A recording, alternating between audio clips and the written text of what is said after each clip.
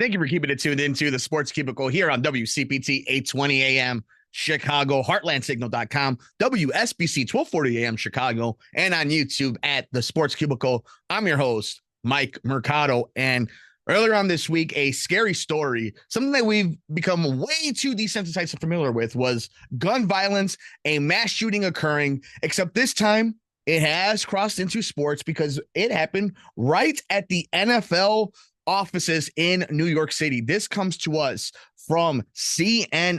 NFL Roger Goodell calls NYC shooting an attack on humanity in his first public comments since Monday's tragedy. NFL Commissioner Roger Goodell called Monday's shooting in New York City an attack on humanity ahead of Thursday night's annual Hall of Fame game in Canton, Ohio.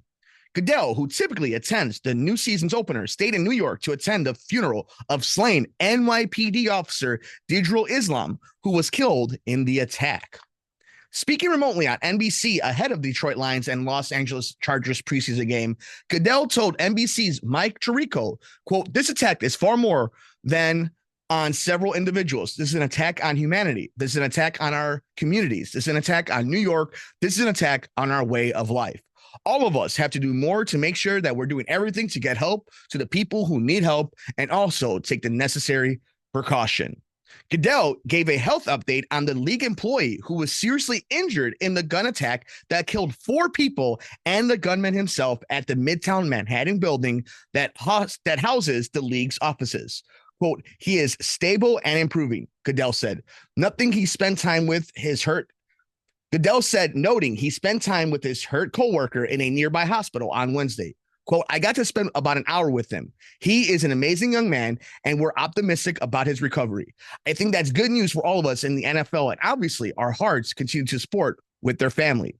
Quote, "He has a young family. I had a chance to meet his brother and parents, and I think it's something that is really hard for all of us to understand and to deal with," Goodell said. And the article continues with Shane Devon Tamar, 27, walked into 345 Park Avenue carrying an assault-style rifle and opened fire before he died by suicide. A note found in the gunman's pocket claimed he was suffering from CTE, a disease linked to head trauma, one that's often associated with football players, and expressed grievances with the NFL, a source told CNN. Tirico referred to Tamar's note in a question to the NFL commissioner, asking Goodell how he reconciled with the league being a target of the mass shooting. Goodell didn't directly address Tamar's resentment toward the league. These acts of senseless violence and hatred are happening around our country and our world far too often, in schools, churches, synagogues, and in other places that should not just be happening, Goodell said. And you can check out the entire article over at CNN.com. NFL's Roger Goodell calls NYC shooting an attack on humanity in his first public comments since Monday's tragedy. And obviously and this is what we believe here on the Sports Cubicle, that the political world, the social world, and the sports world, entertainment world, they all mix together. They're all used for platforms to sell you something, to give you an idea of some form of propaganda, good and bad, harmless or indifferent, or as malicious as you may think. And this is a case where gun violence in America is crazy. Like, you're talking about an assault rifle style firearm. Once again, being able to do damage, rapid firing of bullets. These are the common things that we talk about and we're saying we've been blue in the face, and it seems like we're talking to a wall. But again, here, a police officer is dead. A league employee has been shot. Manhattan was on red alert once again. It's just nonsense, useless, violent gun violence. And you heard the commissioner say, in churches, in schools, in synagogues, in grocery stores, parking lots, in parks, music festivals, it's everywhere.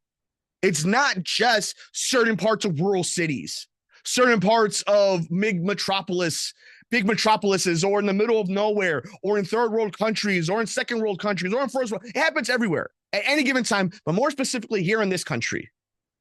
I'm not here to take away your guns. I'm a FOID card holder myself. Shot plenty of guns. I also respect it. I also understand the mass casualty and the force of destruction these implements can do to people. I don't need to hear stories about Manhattan becoming a war zone, that before the NFL season starts, the building was attacked, adding then the CTE factor of it, because we talk about mental health. And we now, obviously, we've been talking about since the movie Concussion and all the craziness since Aaron Hernandez, and you just go on and on and on of players that have suffered from CTE, brain damage. It's a melting pot of so many things that really put a spotlight on the United States. Our favorite two pastimes, guns and the NFL. And we saw a cross connection of the two. I don't have the answers, but I do know that some form of trying to have anything of gun control or common sense gun laws, proper training for police officers to be safe on the street, and also having our institutes be able to help and with therapy try to guide patients with mental health issues. I know I'm asking too much for people that are so far right-leaning and for some people on the left. I get it. I'm the crazy one here. This is just one of many stories. This one just so happens to be talked about this story because it has to deal with the NFL. This happens all the time.